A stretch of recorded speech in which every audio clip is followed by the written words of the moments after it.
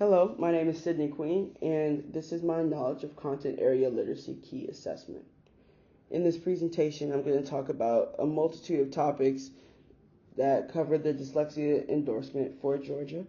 So I'll talk about language processing, I'll talk about factors that contribute to literacy development, literacy foundations, reciprocal relationships between elements of literacy. I'll define and explain dyslexia. I'll give evidence-based instructional approaches that support reading and writing development skills. I'll talk about content area literacy, how to communicate content with parents, stakeholders, and colleagues. And finally, I'll give my reflection about the semester and my project overall. So we're going to begin with criteria 1, which is knowledge of language processing. In this section, I'm going to talk about the 5 elements of language, which are phonology, orthography, semantics, syntax, and discourse.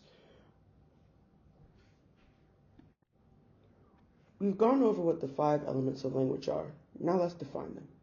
First is phonology, which is the sound system of a language, including the rules that govern how speech sounds are combined. Second is orthography, the written language system, including spelling patterns and conventions. Third is semantics, word meanings, phrases, sentences, and their relationships. Fourth is syntax, which is the order and organization of words and phrases, clauses, and different types of sentences. Last is discourse, which is understanding how units of language larger than a single sentence are created and interpreted in given context. On the first slide, you saw how these were connected, starting with phonology and ending with discourse. That's because that's the order in which these elements develop. For example, phonology serves as a basis for orthography.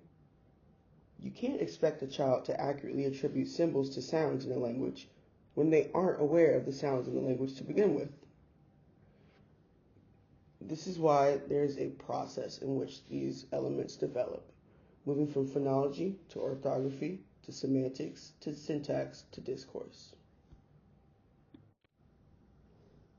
Now let's look at the impact on language acquisition and processing that each element has, starting with phonology.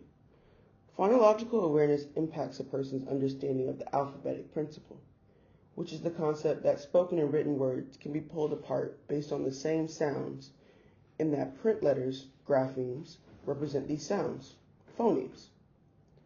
These phonemes and letters are the building blocks for all spoken and written language, and the association between them is phonology, which is necessary to decode.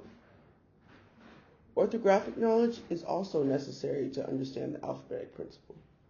While phonology addresses knowledge of phonemes, orthography addresses the connection between phonemes and graphemes. Without the foundation of the alphabetic principles, students will struggle to decode and spell for reasons that we spoke about earlier. Moving on to semantics. Understanding word meanings, phrases, sentences, and their relationship directly impacts comprehension. If you don't understand "the cat sat on the mat," you can know each word, but if you don't understand how they're put together, you won't understand the overall text. Syntactic. So understanding the order and organization of words and phrases, clauses, and different types of sentences also impacts comprehension, but continues to impact writing, as you don't know how to put these words together. Discourse. Understanding text structures such as cause and effect, chronological, etc., and groupings such as paragraphs impact comprehension in writing. Let's give the example of understanding paragraphs. If you don't understand the function of each paragraph in a writing, a student may not be able to acknowledge, oh, this paragraph is addressing this topic, this paragraph is addressing this topic.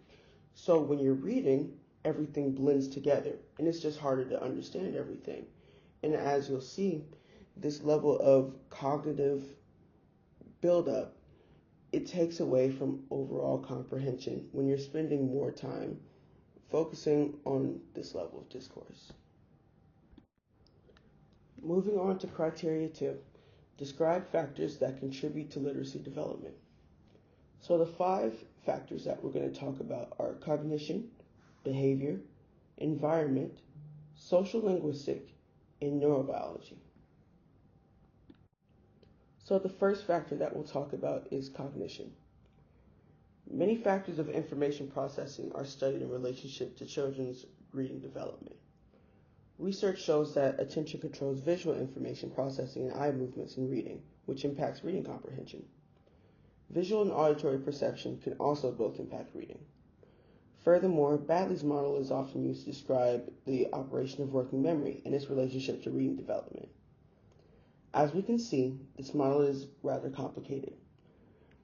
Essentially, what the model says is that working memory is the product of short-term retention of sounds, both said and heard, visual or spatial input, and all input from other senses in addition to everything that's being converted into long-term memory. This is all to say, if a person allots a significant amount of cognitive resources to remembering what they read, they'll have less cognitive resources to put towards understanding what they read.